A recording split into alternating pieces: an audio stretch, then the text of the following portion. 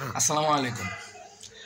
স্বৈরশাসিত সরকার বাংলাদেশ থেকে বিতাড়িত করার পরে যে সকল উপদেষ্টাদের মাধ্যমে এই দেশ সংস্কার করা হচ্ছে, এদেরকে বাধাগ্রস্ত করার জন্য, বিপদগ্রস্ত করার জন্য, তাদের কাজে ব্যাঘাত ঘটানোর জন্য কিছু কিছু আওয়ামী লীগপন্থী যারা সেই স্বৈরশাসক সরকারের সাথে সম্মিলিতভাবে দেশকে ধ্বংসের দিকে ঢেলে দিয়ে চলে গেছে, দেশের মানুষদেরকে হুমকির মধ্যে ফেলে চলে গিয়েছে, সেই সকল দুষ্কৃতিকারীরা আবার মাথাচাড়া দিয়ে এই উপদেষ্টাদের কাজে ব্যাঘাত ঘটাচ্ছে। দেশ সুন্দরভাবে সংস্কার করার যে অগ্রযাত্রা, সেটাকে কিন্তু তারা ব্যাঘাত ঘটানোর জন্য চেষ্টা করছে, যার কারণেই বিভিন্ন জায়গায় বিভিন্ন গুরুত্বপূর্ণ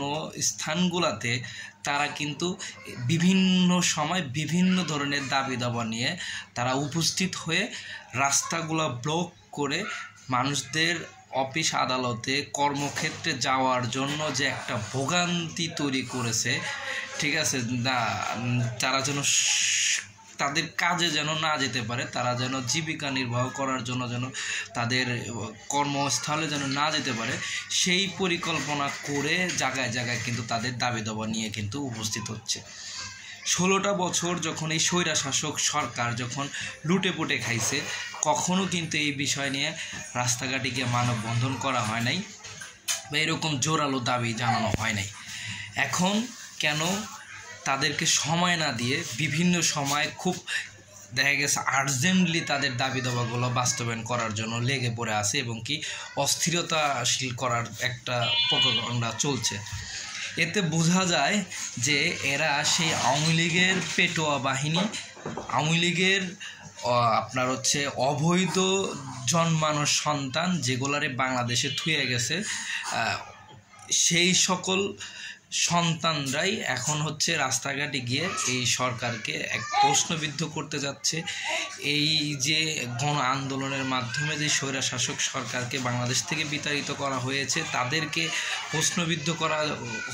প্রশ্নবিদ্ধ করার জন্য এই প্রোপাগান্ডা চালাচ্ছে এবং কি দেশের ভিতরে একটা অস্থিরতাশীল তৈরি করার জন্যই তারা এরকম চিন্তাভাবনা করছে। তবে একটা জিনিস তাদেরকে মনে রাখতে হবে যে এই স্বৈরশাসক সরকার পুলিশ প্রশাসন বিভিন্ন দপ্তরের বিভিন্ন আইনশৃঙ্খলা বাহিনী দিয়েও যেহেতু এই আন্দোলনকে দমায় রাখতে পারে নাই, একটা কথা মনে রাখবেন, দ্বিতীয়বার যদি এই উপদেষ্টাদেরকে সরানোর জন্য যদি আওয়ামী লীগ সরকারের কোনো পেটোয়া বাহিনী, আওয়ামী লীগ সরকারের যদি কোনো হেলমেট বাহিনী বা কোনো প্রশাসন বাহিনী যদি মাথাচাড়া দিয়ে যদি উঠে এই দেশকে বিপদে ফেলার জন্য, তাদেরকে কিন্তু মনে রাখবেন 15 দিন সময় লাগছে, 15 মিনিটও লাগবে না এদেরকে সরানো। আপনাদের যদি ন্যায্য দাবি থেকে থাকে সেটা সঠিক প্রক্রিয়ায় সঠিকভাবে উপস্থাপন করেন, কারণ যে সরকার আছে এটি হচ্ছে অন্তর্বর্তী সরকার, সে চাইলেই সব কিছু খুব দ্রুত মধ্যে করতে পারবে না, কারণ তার একটা সময়ের দরকার আছে, একটা প্রসেসিংয়ের দরকার আছে। সেই প্রসেসিং অনুযায়ী প্রত্যেকটি বাংলাদেশের নাগরিকের তার সঠিক অধিকার সে ফিরে পাবে, ন্যায্য দাবিগুলা তাদেরকে বুঝিয়ে দেওয়া হবে, অন্ততপক্ষে ধৈর্য ধরতে হবে। আপনারা 16 বছর কোনো বিষয় নিয়ে কথা বলতে পারেন নাই, সেটা ধৈর্য ধরে থাকতে পারছেন, বুকে কষ্ট চাপা দিয়ে রাখতে পারছেন। আশা করি আপনারাও অন্ততপক্ষে তাদেরকে কিছুটা সময় দেন, 2-3 মাস সময় দেন, তাহলে দেখবেন যে সব কিছু আস্তে আস্তে ঠিক আছে। কারণ বাংলাদেশের কাঠামো এতটাই ধ্বংসের দিকে চলে গেছে, এই কাঠামোগুলো ঠিক করতে হবে। ব্যাংকগুলো ধ্বংস করে ফেলছে, বিভিন্ন সেক্টরগুলো, সরকারি সেক্টরগুলো তারা ধ্বংস করে দিয়ে গেছে, এগুলোকে ঠিক করতে হবে।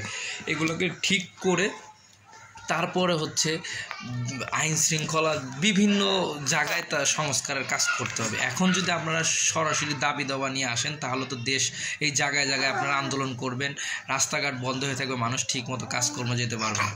এটা আপনাদের মাথায় রাখতে হবে। আপনারা আইসাই 2-3 মিনিট আন্দোলন করবেন, ঠিক আছে, চলে যান, কিন্তু মারপিট, হাঙ্গামা, সচিবালয় ঘেরা করে রাখা, গণভবন ঘিরে করে রাখা, এটা হচ্ছে ধরতে গেলে সেই আওয়ামী লীগের শেখ হাসিনার অবৈধ সন্তানগুলা এরকম করতেছে। কোনো ভালো পরিবারের মানুষগুলা এই সময়, এই বিপদের সময় এরকম কাজগুলা কেউ করবে না। আপনারা জানেন যে বিভিন্ন অঞ্চলে নোয়াখালী, ফেনী, চট্টগ্রাম, তারপরে হচ্ছে সিলেট, সাতক্ষীরা, বিভিন্ন জায়গায় বন্যায় প্লাবিত হয়ে মানুষ গলা অবধি পানি পর্যন্ত ডুবে আছে, তাদের ঘরে খাবার নাই, তারা খাবার পাচ্ছে না পরিপূর্ণভাবে। এই সময় মানুষ মানে হুমড়ি খেয়ে মানুষ একদম পুরো সব কিছু বাদ দিয়ে বন্যার্থ বন্দি যে সকল মানুষগুলো আছে তাদেরকে সহযোগিতা করার জন্য হাত বাড়িয়ে দিছে। অথচ আপনারা আছেন আপনাদের দাবি দাবা নিয়ে রাস্তাঘাটে আন্দোলন নিয়ে। আপনাদের বোঝা উচিত, আগে সেই সকল ভাই বোনদেরকে উদ্ধার করে বাঁচানো উচিত, তাদেরকে পানিবন্দি থেকে উদ্ধার করে সমতল ভূমিতে আনা উচিত। তাহলে হচ্ছে অন্য সকল দাবি নেবে না, কথা বলতে হবে। আগে মাইন্ড ঠিক করেন, আগে মনুষ্যত্ব ঠিক করেন, তারপর আপনাদের দাবি দাবা নিয়ে রাস্তায় নামেন। এই সকল মানুষদেরকে আগে উদ্ধার করতে হবে। ভালো থাকবেন, সুস্থ থাকবেন।